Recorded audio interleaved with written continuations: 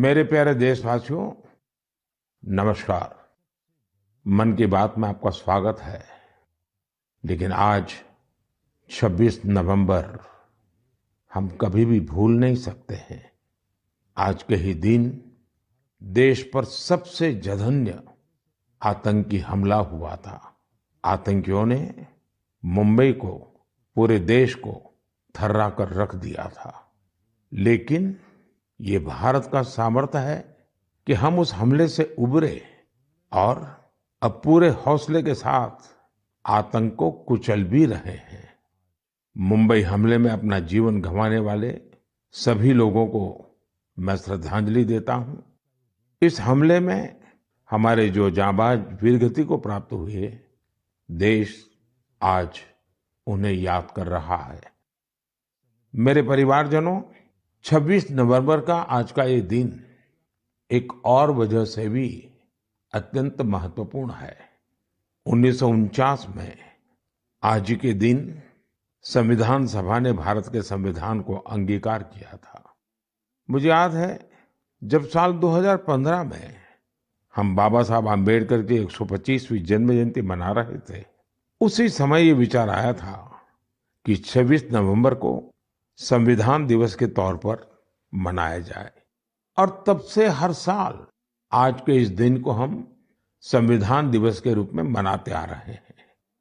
मैं सभी देशवासियों को संविधान दिवस की बहुत बहुत शुभकामनाएं देता हूं और हम सब मिल करके नागरिकों के कर्तव्य को प्राथमिकता देते हुए विकसित भारत के संकल्प को जरूर पूरा करेंगे। साथियों, हम सभी जानते हैं कि संविधान के निर्माण में 2 वर्ष 11 महीने 18 दिन का समय लगा था। श्री सच्चिदानंद सिन्हा जी संविधान सभा के सबसे बुजुर्ग सदस्य थे। 60 से ज्यादा देशों के संविधान का अध्ययन और लंबी चर्चा के बाद हमारे संविधान का ड्राफ्ट तैयार हुआ था। ड्राफ्ट तैयार होने के बाद उसे अंतिम रूप देने से पहले उसमें 2000 से अधिक संशोधन फिर किए गए थे। 1950 में संविधान लागू होने के बाद भी अब तक कुल 106 बार संविधान संशोधन किया जा चुका है। समय, परिस्थिति, देश की आवश्यकता को देखते हुए अलग अलग सरकारों ने अलग अलग समय पर संशोधन किए। लेकिन ये भी दुर्भाग्य रहा कि संविधान का पहला संशोधन फ्रीडम ऑफ स्पीच और फ्रीडम ऑफ एक्सप्रेशन के अधिकारों में कटौती करने के लिए हुआ था। वहीं संविधान के 44वें संशोधन के माध्यम से इमरजेंसी के दौरान की गई गलतियों को सुधारा गया था। साथियों, ये भी बहुत प्रेरक है कि संविधान सभा के कुछ सदस्य मनोनीत किए गए थे, जिनमें से 15 महिलाएं थी। ऐसी एक सदस्य हंसा मेहता जी ने महिलाओं के अधिकार और न्याय की आवाज बुलंद की थी। उस दौर में भारत उन कुछ देशों में था जहां महिलाओं को संविधान से वोटिंग का अधिकार दिया। राष्ट्र निर्माण में जब सबका साथ होता है, तभी सबका विकास भी हो पाता है। मुझे संतोष है कि संविधान निर्माताओं के उसी दूरदृष्टि का पालन करते हुए अब भारत के संसद ने नारी शक्ति वंदन अधिनियम को पास किया है। नारी शक्ति वंदन अधिनियम हमारे लोकतंत्र की संकल्प शक्ति का उदाहरण है। ये विकसित भारत के हमारे संकल्प को गति देने के लिए भी उतना ही सहायक होगा। मेरे परिवारजनों, राष्ट्र निर्माण की कमान जब जनता जनार्दन संभाल लेती है, तो दुनिया की कोई भी ताकत उस देश को आगे बढ़ने से नहीं रोक पाती। आज भारत में भी स्पष्ट दिख रहा है कि कई परिवर्तनों का नेतृत्व देश की 140 करोड़ जनता ही कर रही है। इसका एक प्रत्यक्ष उदाहरण हमने त्योहारों के इस समय में देखा है। पिछले महीने मन की बात में मैंने वोकल फॉर लोकल यानी स्थानीय उत्पादों को खरीदने पर जोर दिया था। बीते कुछ दिनों के भीतर ही दिवाली, भैया दूज और छठ पर देश में 4 लाख करोड़ से ज्यादा का कारोबार हुआ है। और इस दौरान भारत में बने उत्पादों को खरीदने का जबरदस्त उत्साह लोगों में देखा गया। अब तो घर के बच्चे भी दुकान पर कुछ खरीदते समय ये देखने लगे हैं कि उसमें मेड इन इंडिया लिखा है या नहीं लिखा है।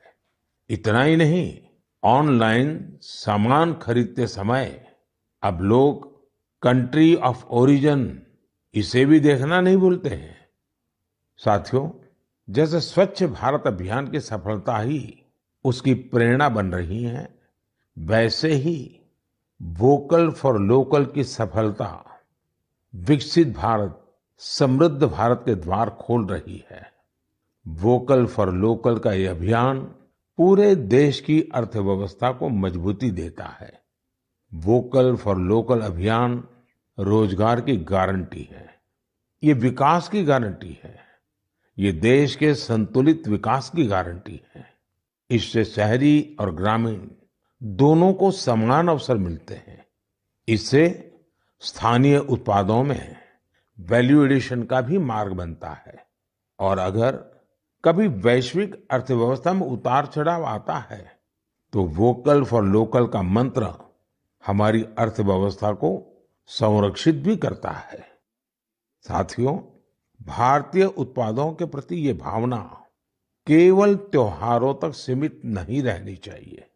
अभी शादियों का मौसम भी शुरू हो चुका है। कुछ व्यापार संगठनों का अनुमान है कि शादियों के इस सीजन में करीब 5 लाख करोड़ रुपए का कारोबार हो सकता है। शादियों से जुड़ी खरीदारी में भी आप सभी भारत में बने उत्पादों को ही महत्व दें। और हाँ, जब शादी की बात निकली है, तो एक बात मुझे लंबे अरसे से कभी कभी बहुत पीड़ा देती है। और मेरे मन की पीड़ा मैं मेरे परिवारजनों को नहीं कहूंगा तो किसको कहूंगा। आप सोचिए, इन दिनों ये जो कुछ परिवारों में विदेशों में जाकर के शादी करने का जो एक नया ही वातावरण बनता जा रहा है, क्या ये जरूरी है क्या? भारत की मिट्टी में, भारत के लोगों के बीच अगर हम शादी ब्याह मनाएं, तो देश का पैसा देश में रहेगा। देश के लोगों को आपकी शादी में कुछ न कुछ सेवा करने का अवसर मिलेगा। छोटे छोटे गरीब लोग भी अपने बच्चों को आपकी शादी की बातें बताएंगे। क्या आप वोकल फॉर लोकल के इस मिशन को विस्तार दे सकते हैं? क्यों न हम शादी ब्याह ऐसे समारोह अपने ही देश में करें। हो सकता है आपको चाहिए वैसी व्यवस्था आज नहीं होगी, लेकिन अगर हम इस प्रकार के आयोजन करेंगे तो व्यवस्थाएं भी विकसित होगी। ये बहुत बड़े परिवारों से जुड़ा हुआ विषय है। मैं आशा करता हूं मेरी ये पीड़ा उन बड़े बड़े परिवारों तक जरूर पहुंचेगी। मेरे परिवारजनों, त्योहारों के इस मौसम में एक और बड़ा ट्रेंड देखने को मिला है। ये लगातार दूसरा साल है जब दीपावली के अवसर में कैश देकर कुछ सामान खरीदने का प्रचलन धीरे धीरे कम होता जा रहा है। यानी अब लोग ज्यादा से ज्यादा डिजिटल पेमेंट कर रहे हैं। ये भी बहुत उत्साह बढ़ाने वाला है। आप एक और काम कर सकते हैं। आप तय करिए कि 1 महीने तक आप यूपीआई से या किसी डिजिटल माध्यम से ही पेमेंट करेंगे, कैश पेमेंट नहीं करेंगे। भारत में डिजिटल क्रांति की सफलता ने इसे बिल्कुल संभव बना दिया है। और जब 1 महीना हो जाए तो आप मुझे अपने अनुभव, अपनी फोटो जरूर शेयर करिएगा। मैं अभी से आपको एडवांस में अपनी शुभकामनाएं देता हूं। मेरे परिवारजनों, हमारे युवा साथियों ने देश को एक और बड़ी खुशखबरी दी है, जो हम सभी को गौरव से भर देने वाली है। इंटेलिजेंस, आइडिया और इनोवेशन आज भारतीय युवाओं की पहचान है। इसमें टेक्नोलॉजी के कॉम्बिनेशन से उनकी इंटेलेक्चुअल प्रॉपर्टीज में निरंतर बढ़ोतरी हो, ये अपने आप में देश के सामर्थ्य को बढ़ाने वाली महत्वपूर्ण प्रगति है। आपको ये जानकर अच्छा लगेगा कि 2022 में भारतीयों के पेटेंट आवेदन में 31% से ज्यादा की बढ़ोतरी हुई है। वर्ल्ड इंटेलेक्चुअल प्रॉपर्टी ऑर्गेनाइजेशन ने एक बड़ी ही दिलचस्प रिपोर्ट जारी की है। ये रिपोर्ट बताती है कि पेटेंट फाइल करने में सबसे आगे रहने वाले टॉप 10 देशों में भी ऐसा पहले कभी नहीं हुआ। इस शानदार उपलब्धि के लिए मैं अपने युवा साथियों को बहुत बहुत बधाई देता हूं। मैं अपने युवा मित्रों को विश्वास दिलाना चाहता हूं कि देश हर कदम पर आपके साथ है। सरकार ने जो प्रशासनिक और कानूनी सुधार किए हैं, उसके बाद आज हमारे युवा एक नई ऊर्जा के साथ बड़े पैमाने पर इनोवेशन के काम में जुटे हैं। 10 वर्ष पहले के आंकड़ों से तुलना करें तो आज हमारे पेटेंट को 10 गुना ज्यादा मंजूरी मिल रही है। हम सभी जानते हैं कि पेटेंट से न सिर्फ देश की इंटेलेक्चुअल प्रॉपर्टी बढ़ती है, बल्कि इससे नए नए अवसरों के भी द्वार खुलते हैं। इतना ही नहीं, ये हमारे स्टार्टअप्स की ताकत और क्षमता को भी बढ़ाते हैं। आज हमारे स्कूली बच्चों में भी इनोवेशन की भावना को बढ़ावा मिल रहा है। अटल टिंकरिंग लैब, अटल इनोवेशन मिशन, कॉलेजों में इंक्यूबेशन सेंटर्स, स्टार्टअप्स इंडिया अभियान, ऐसे निरंतर प्रयासों के नतीजे देशवासियों के सामने हैं।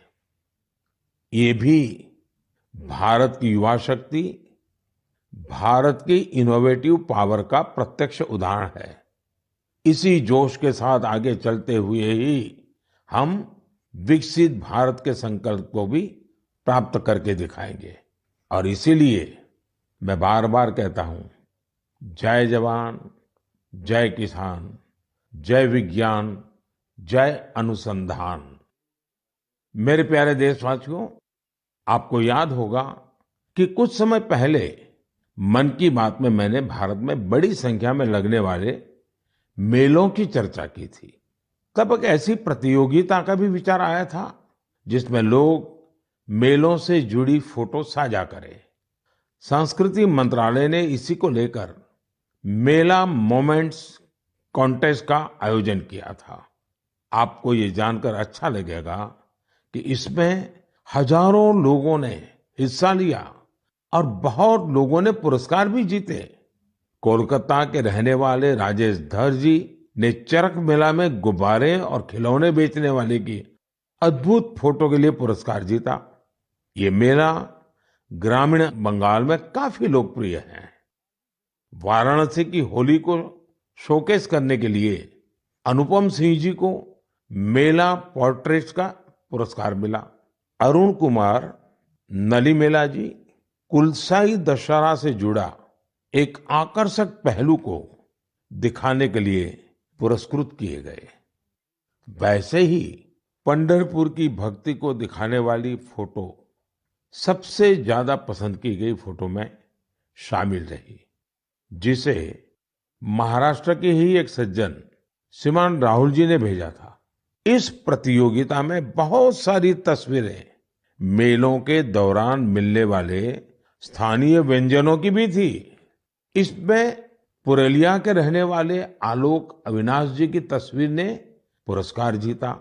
उन्होंने एक मेले के दौरान बंगाल के ग्रामीण क्षेत्र के खान पान को दिखाया था। प्रणब बसाक जी की वो तस्वीर भी पुरस्कृत हुई जिसमें भगोरिया महोत्सव के दौरान महिलाएं कुल्फी का आनंद ले रही हैं। रूमेला जी ने छत्तीसगढ़ के जगदलपुर में एक गांव के मेले में भजिया का स्वाद लेती महिलाओं की फोटो भेजी थी। इसे भी पुरस्कृत किया गया।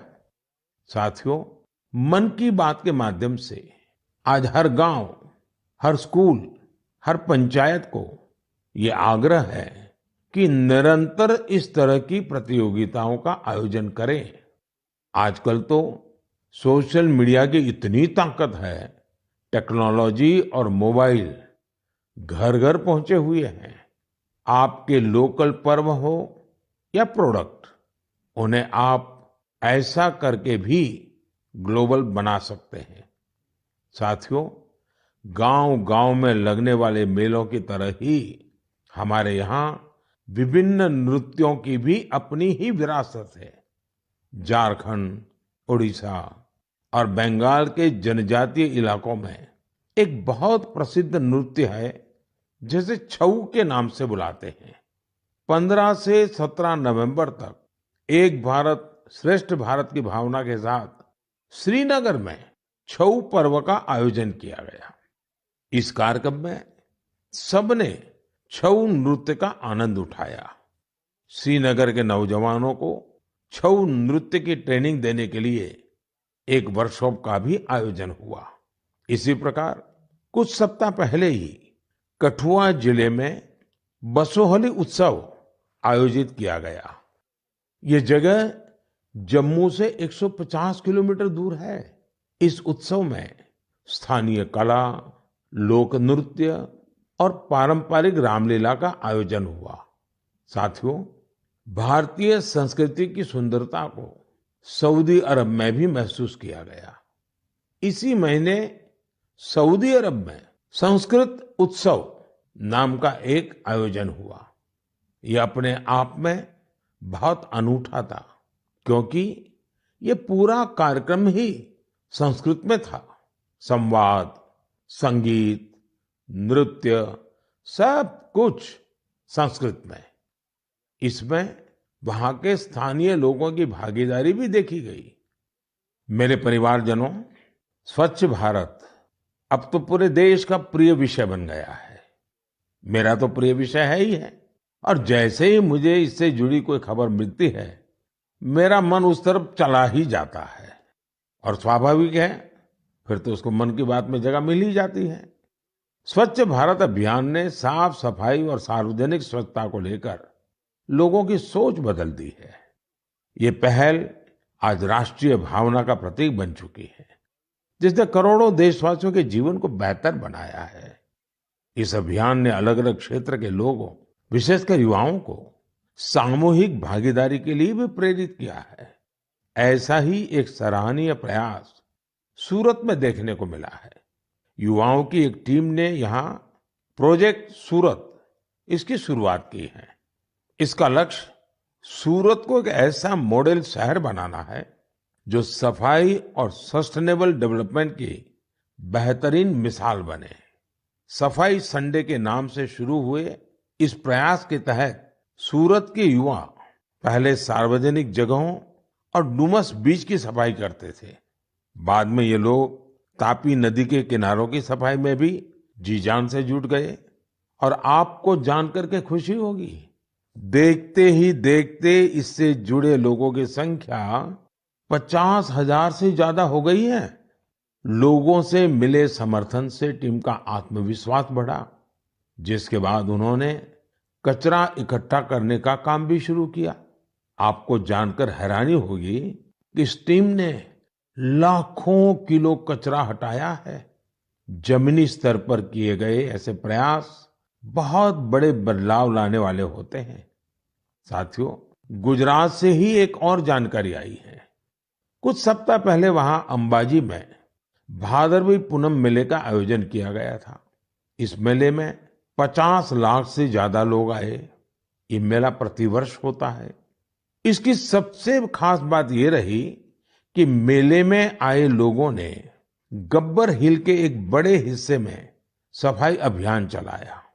मंदिरों के आसपास के पूरे क्षेत्र को स्वच्छ रखने का यह अभियान बहुत प्रेरणादायी है। साथियों, मैं हमेशा कहता हूं कि स्वच्छता कोई एक दिन या एक सप्ताह का अभियान नहीं है, बल्कि ये तो जीवन में उतारने वाला काम है। हम अपने आसपास ऐसे लोग देखते भी हैं जिन्होंने अपना पूरा जीवन स्वच्छता से जुड़े विषयों पर ही लगा दिया। तमिलनाडु के कोयम्बटूर में रहने वाले लोगानाथन जी भी बेमिसाल है। बचपन में गरीब बच्चों के फटे कपड़ों को देखकर वे अक्सर परेशान हो जाते थे। इसके बाद उन्होंने ऐसे बच्चों की मदद का प्रण लिया और अपनी कमाई का एक हिस्सा इन्हें दान देना शुरू कर दिया। जब पैसे की कमी पड़ी तो लोगानाथन जी ने टॉयलेट तक साफ किए ताकि जरूरतमंद बच्चों की मदद हो सके। वे पिछले 25 सालों से पूरी तरह समर्पित भाव से अपने इस काम में जुटे हैं और अब तक 1500 से अधिक बच्चों की मदद कर चुके हैं। मैं एक बार फिर ऐसे प्रयासों की सराहना करता हूं। देश भर में हो रहे इस तरह के अनेकों प्रयास न सिर्फ हमें प्रेरणा देते हैं बल्कि कुछ नया कर गुजरने की इच्छा शक्ति भी जगाते हैं। मेरे परिवारजनों, 21वीं सदी की बहुत बड़ी चुनौतियों में से एक है जल सुरक्षा। जल का संरक्षण करना जीवन को बचाने से कम नहीं है। जब हम सामूहिकता की इस भावना से कोई काम करते हैं तो सफलता भी मिलती है। इसका एक उदाहरण देश के हर जिले में बन रहे अमृत सरोवर भी है। अमृत महोत्सव के दौरान भारत ने जो 65,000 से ज्यादा अमृत सरोवर बनाए हैं वो आने वाली पीढ़ियों को लाभ देंगे। अब हमारा ये भी दायित्व है कि जहां जहां अमृत सरोवर बने हैं उनकी निरंतर देखभाल हो, वो जल संरक्षण के प्रमुख स्रोत बने रहें। साथियों, जल संरक्षण की ऐसी ही चर्चाओं के बीच मुझे गुजरात के अमरेली में हुए जल उत्सव का भी पता चला। गुजरात में 12 मास बहने वाली नदियों का भी अभाव है, इसलिए लोगों को ज्यादातर बारिश के पानी पर ही निर्भर रहना पड़ता है।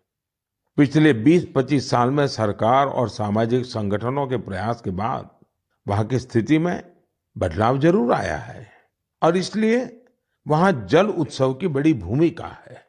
अमरेली में हुए जल उत्सव के दौरान जल संरक्षण और झीलों के संरक्षण को लेकर लोगों में जागरूकता बढ़ाई गई। इसमें वाटर स्पोर्ट्स को भी बढ़ावा दिया गया। वाटर सिक्योरिटी के जानकारों के साथ मंथन भी किया गया। कार्यक्रम में शामिल लोगों को तिरंगे वाला वाटर फाउंटेन बहुत पसंद आया। इस जल उत्सव का आयोजन सूरत के डायमंड बिजनेस में नाम कमाने वाले सब्जीभाई धोड़किया के फाउंडेशन ने किया। मैं इसमें शामिल प्रत्येक व्यक्ति को बधाई देता हूं। जल संरक्षण के लिए ऐसे ही काम करने की शुभकामनाएं देता हूं। मेरे परिवारजनों, आज दुनिया भर में स्किल डेवलपमेंट के महत्व को स्वीकार्यता मिल रही है। जब हम किसी को कोई स्किल सिखाते हैं तो उसे सिर्फ हुनर ही नहीं देते बल्कि उसे आय का एक जरिया भी देते हैं। और जब मुझे पता चला कि एक संस्था पिछले 4 दशक से स्किल डेवलपमेंट के काम में जुटी है तो मुझे और भी अच्छा लगा। ये संस्था आंध्र प्रदेश के श्रीकाकुलम में है और इसका नाम बेल्जीपुरम यूथ क्लब है। स्किल डेवलपमेंट पर फोकस कर बेल्जीपुरम यूथ क्लब ने करीब 7,000 महिलाओं को सशक्त बनाया है। इनमें से अधिकांश महिलाएं आज अपने दम पर अपना कुछ काम कर रही है। इस संस्था ने बाल मजदूरी करने वाले बच्चों को भी कोई ना कोई हुनर सिखाकर उन्हें उस दुष्चक्र से बाहर निकालने में मदद की है। बेल्जीपुरम यूथ क्लब की टीम ने किसान उत्पाद संघ यानी एफपीओ से जुड़े किसानों को भी नई स्किल सिखाई, जिससे बड़ी संख्या में किसान सशक्त हुए हैं। स्वच्छता को लेकर भी यह यूथ क्लब गांव-गांव में जागरूकता फैला रहा है। इसने अनेक शौचालयों का निर्माण की भी मदद की है। मैं स्किल डेवलपमेंट के लिए इस संस्था से जुड़े सभी लोगों को बहुत-बहुत बधाई देता हूं, उनकी सराहना करता हूं। आज देश के गांव-गांव में स्किल डेवलपमेंट के लिए ऐसे ही सामूहिक प्रयासों की आवश्यकता है। साथियों, जब किसी एक लक्ष्य के लिए सामूहिक प्रयास होता है तो सफलता की ऊंचाई भी और ज्यादा हो जाती है। मैं आप सभी से लद्दाख का एक प्रेरक उदाहरण साझा करना चाहता हूं। आपने पश्मीना शॉल के बारे में तो जरूर सुना होगा। पिछले कुछ समय से लद्दाखी पश्मीना की भी बहुत चर्चा हो रही है। लद्दाखी पश्मीना लुम्स ऑफ लद्दाख के नाम से दुनिया भर के बाजारों में पहुंच रहा है। आप ये जानकर हैरान रह जाएंगे कि इसे तैयार करने में 15 गांवों की 450 से अधिक महिलाएं शामिल हैं। पहले वे अपने उत्पाद वहां आने वाले पर्यटकों को ही बेचती थी, लेकिन अब डिजिटल भारत के इस दौर में उनकी बनाई चीजें देश दुनिया के अलग अलग बाजारों में पहुंचने लगी हैं। यानी हमारा लोकल अब ग्लोबल हो रहा है और इससे इन महिलाओं की कमाई भी बढ़ी है। साथियों, नारी शक्ति की ऐसी सफलताएं देश के कोने कोने में मौजूद है। जरूरत ऐसी बातों को ज्यादा से ज्यादा सामने लाने की है और ये बताने के लिए मन की बात से बेहतर और क्या होगा। तो आप भी ऐसे उदाहरणों को मेरे साथ ज्यादा से ज्यादा शेयर करें। मैं भी पूरा प्रयास करूंगा कि उन्हें आपके बीच ला सकूं। मेरे परिवारजनों, मन की बात में हम ऐसे सामूहिक प्रयासों की चर्चा करते रहे हैं जिनसे समाज में बड़े बड़े बदलाव आए हैं। मन की बात की एक और उपलब्धि ये भी है कि इसने घर घर में रेडियो को और अधिक लोकप्रिय बना दिया है।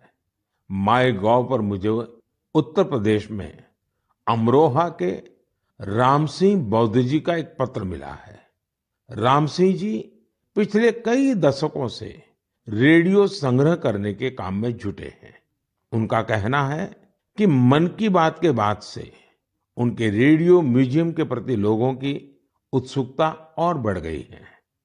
ऐसे ही मन की बात से प्रेरित होकर अहमदाबाद के पास तीर्थ धाम प्रेरणा तीर्थ ने एक दिलचस्प प्रदर्शनी लगाई है। इसमें देश विदेश के 100 से ज्यादा एंटीक रेडियो रखे गए हैं। यहाँ मन की बात के अब तक के सारे एपिसोड्स को सुना जा सकता है। कई और उदाहरण हैं जिनसे पता चलता है कि कैसे लोगों ने मन की बात से प्रेरित होकर अपना खुद का काम शुरू किया।